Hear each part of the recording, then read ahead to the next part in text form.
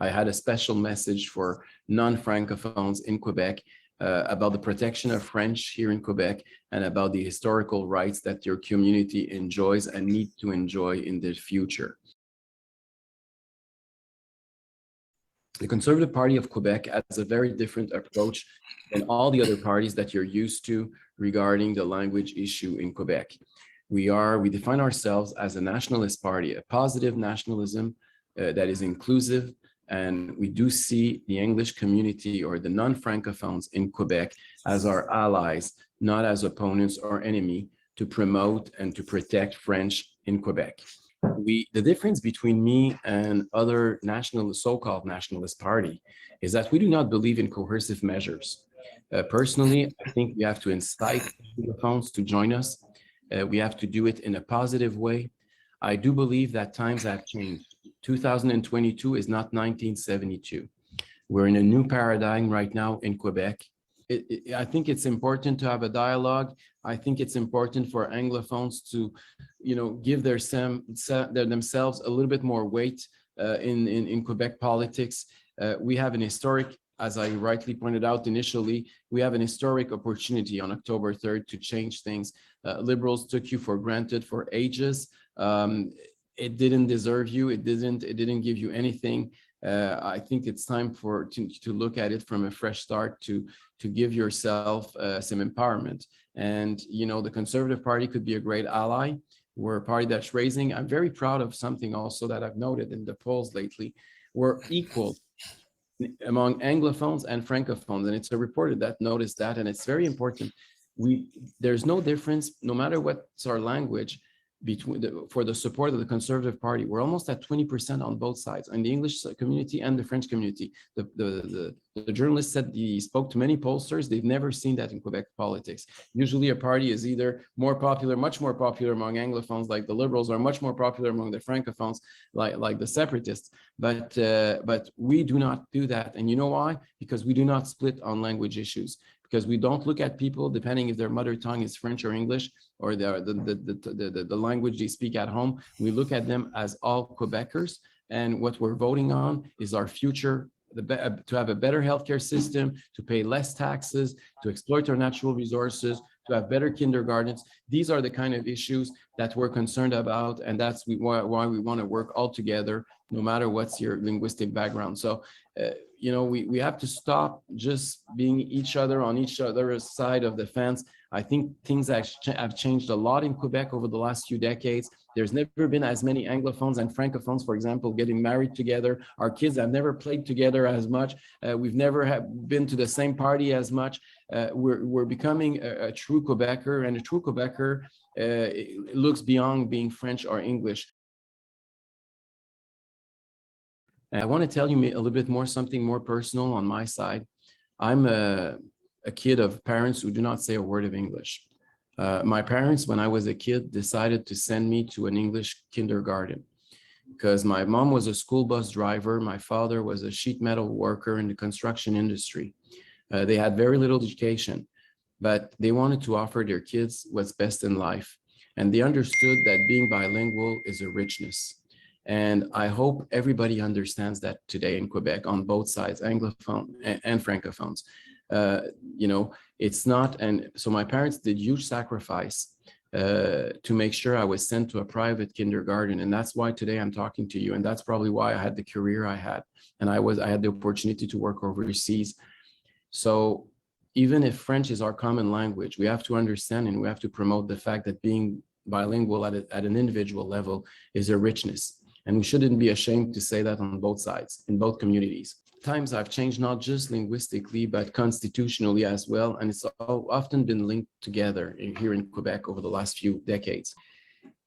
For the first time in our lifetime, it could be an election where we put aside a huge fight of the past, the feuds of the past, with a no camp and a yes camp. So the two old parties who used to dominate, actually it was the only two parties when I was younger, those two parties are in very, very bad shape. And on October 3rd, at the end of the night, they could become both fringe parties. And I think it's an opportunity and it could be a good news for the English community. Why? Because the Liberals have taken your voices for granted for way too long. And a community that is hostage of one single party ends up that the party doesn't listen to you because they take you for granted like the Liberals did. And that explains why they betrayed you on Bill 96. And on the other hand, the other parties don't want to talk to you. And you have a proof now. The Premier doesn't even want to do a debate in English, doesn't want to address the Quebec Community Groups Network because he does believe that he doesn't need you anyway. You're going to vote Liberal. So you're between a rock and a hard place where you're losing on both sides, and politically you have no weight. What the Conservative Party is proposing right now is an opportunity for the English community to find back your political weight, to give yourselves a strong hand within Quebec. And for that, I do believe that if you were participating in the emergence or the rebirth of the Conservative Party of Quebec, you would gain on both sides, and you would be more respected, and people will have to listen to you. So I wish that we were going to have a few members from English constituencies on October 3rd. I'm not doing it because I conducted polls, by the way. You have to know that first off, I don't have money to conduct polls. We're a new party. We don't have the old tricks of the old parties. We're doing it based on principles. And we might lose votes at the end of the day, especially among the Francophone community, and we might not get any votes in the English community. But we're going to keep our stand because we truly believe that our individual rights, our civic rights, and our individual freedoms need to be defended, and we're going to fight for you. And hopefully, some of your members of your community can be part of our new alliance. And I do believe that the English community in Quebec would do a mistake to end up all in a fringe party, being the two smaller new parties, or even the Liberal, who could become a fringe party at the end of the day. So we're offering you an opportunity to be part of a coalition that is also part of French Quebec, because as you know, our stronghold is in Quebec City. And I think we can do a historic alliance that could be very good for the future of Quebec based on a new deal. Our new deal is to protect French via immigration. I'll give you examples of what we want to do, but also protect your rights as Anglophone of all Anglophones in Quebec. We think it's important to repeal Bill 96. Unlike the Liberals, we don't think it's time to amend it. I think Bill 96 it has become the symbol of division in Quebec. So there is things we want to do for immigration, but it shouldn't be part of the Bill 96. Bill 96, in my book, is contaminated. We've been, as you probably know, the first political party in Quebec to reject Bill 96 that was tabled by Mr. Legault last year. And the first reason why we opposed it right away, as soon as we read it once, we didn't even finish reading the full bill, that we understood that when you're subtracting 38 articles from the Charter of Rights and Freedoms to any community in Quebec, you're not doing something positive, especially not after the last 2 years we had, where our rights and freedoms have been violated like never before in Quebec's history. So for us, that was a no-go, and we didn't flip-flop. And I know the Liberals went back and forth and even proposed amendments that were even worse than what the bill was proposing initially. And at the end of the day, we see Bill 96 for what it is. We do believe it's a political tool for the Coalition Avenir Québec, Francois Legault's party, to attract more Parti Québécois supporters. And we saw it as an attempt to poke the English community, to exacerbate tensions, to create a new division so the CAQ could be on the side of the French majority. We found that very irresponsible, and we do not believe that today French is better protected in Quebec with Bill 96 than it was before Bill 96 was adopted. Well, first off, I have to tell you that I'm not a big fan of bureaucracy. On the French side, I was in favor of abolishing the school boards, but I understand that for Anglophone community, it represents something else, and it's not, they want to make sure that it preserves something that they're controlling, and we should respect their will to keep their school board if that's what the majority wishes. So I don't think we should interfere. I think it's the Anglophone community that needs to decide which institution and how they want to manage it and how they want it to be organized. And I'm going to respect what those people want. And so if they want to keep their own school board, then go for it. Okay. If at one point you disagree and you want to decentralize and you prefer having your schools controlling it or something in between, we can be open. But it should, I like things that come, bottom up. I like it when and that's what something I always admired from many Anglophone communities in Quebec is the fact that they have a sense of community at a local level. And for me, that's something much better than having the nanny state coming and telling you what to do and how to do it. I've met the school board authorities on the English side lately, and I was really impressed when I heard that 75% of parents, non-Francophone parents in Quebec, choose to send their kids to French school, bilingual schools, or French immersion programs. I think that shows a huge openness from your community to our common language here in Quebec. And we have to take that into account. We all agree that French is the current and the main language in Quebec. I think there's very, very little people who contest that nowadays.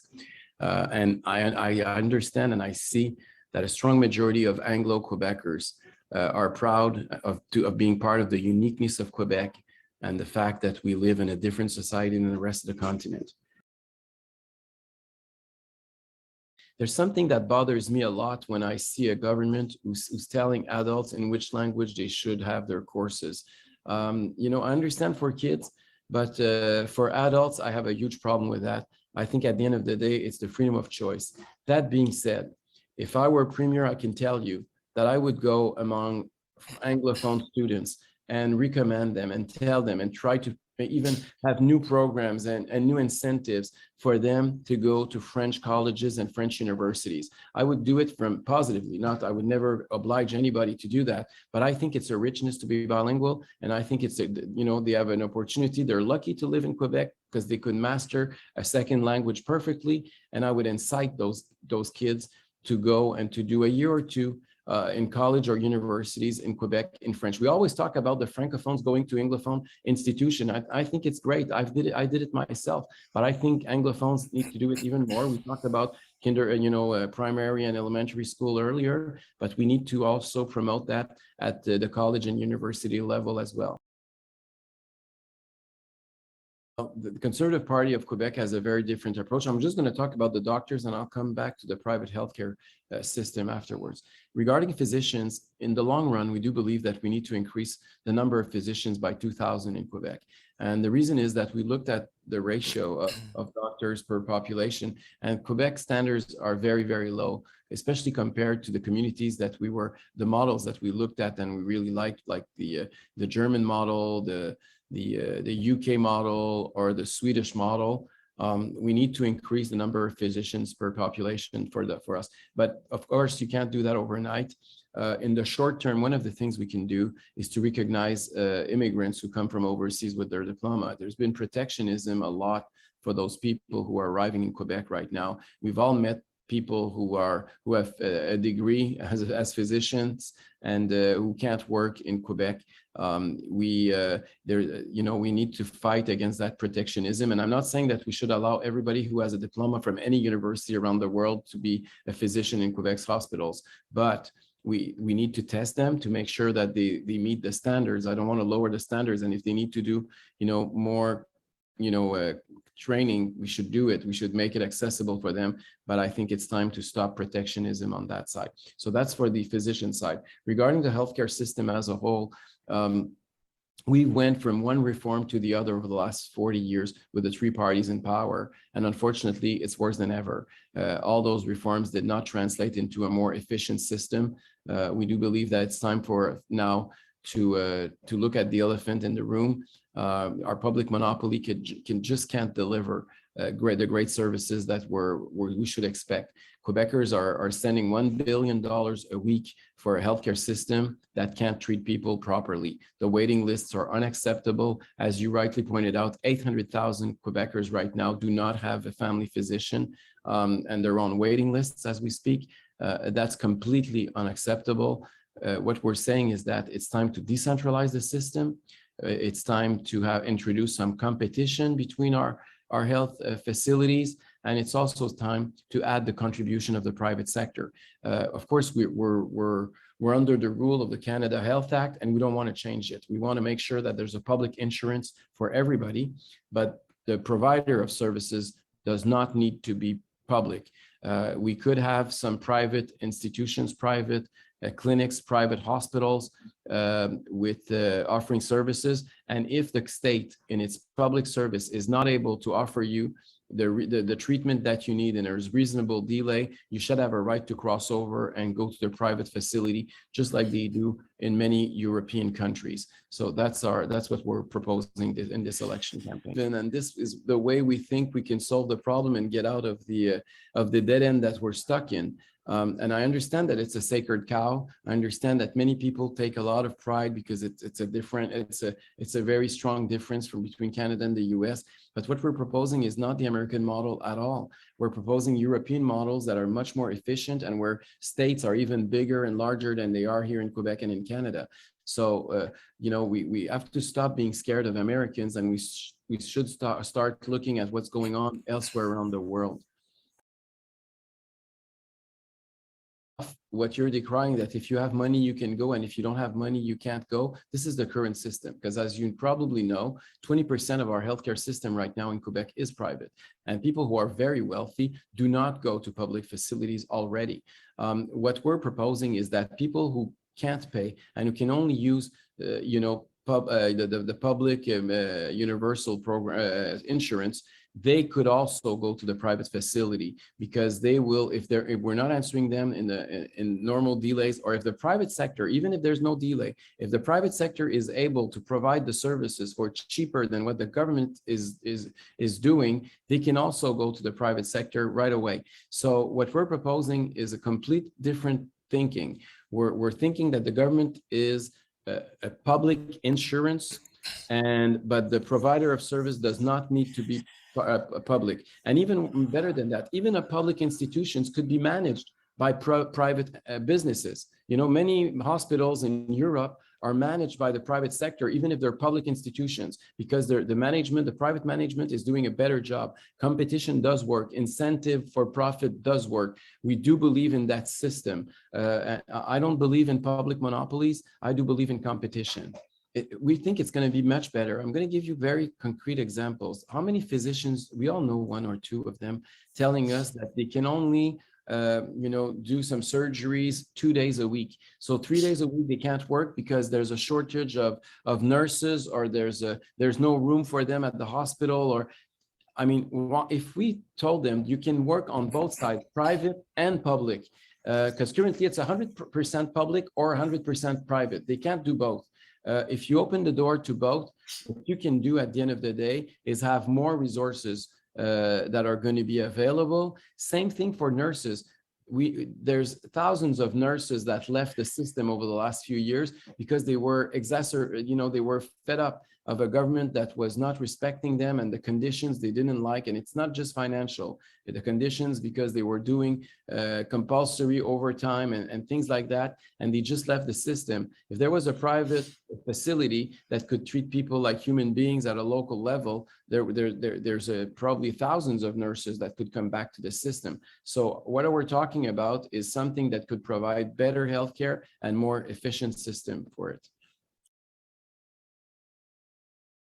Well, that's a very good question, because I think it's important to be fiscally responsible, and I'm a fiscal conservative first and foremost. We want to increase the revenues of the state in Quebec. We want, for example, to exploit our natural resources, including oil and gas. As you know, the Premier of Quebec campaigned on that 4 years ago, and then again, he decided to abandon his promise. And he even adopted a bill to forbid any kind of exploitation in Quebec. With what's going on right now in Ukraine, you know that Russian gas is not getting to Western Europe. Germans were in town last week with a delegation to try to convince us to sell them natural gas. We have a very good quality of natural gas here in Quebec. Unfortunately, we import 100%. We don't produce anything. There's a lot of projects on the table. Unfortunately, the government doesn't want to move. We think it's time to move. If we were going ahead, for example, with an example of a liquefied natural gas in the Saguenay region, a $14 billion investment just for that project we could shut down 3 coal factories in Germany, and in terms of environment, it's going to be 60% clearer. So Quebec could have an impact, positive impact economically on our territory, yes, but environmentally worldwide. And and also make sure that we could make money out of it as a government. Another example of what we want to do, we do not believe in the nanny state distributing checks to multinationals. The Quebec government loves to do that.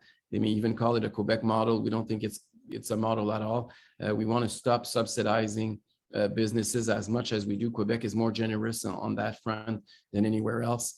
And the third thing, what we want to do is to downsize the bureaucracy. We still believe that there's a way of doing it. And there's a lot of bureaucrats in many ways and forms, not the services to the population, but the bureaucracy we want to cut. It's always ballooning in Quebec. You know that Mr. Legault promised to downsize by 5,000 workers in the last election campaign for the public work. And unfortunately, he did the exact opposite. It increased like never before. It increased by at least 12%. So we want to, those are the 3 ways we think that fiscally we can make both ends meet.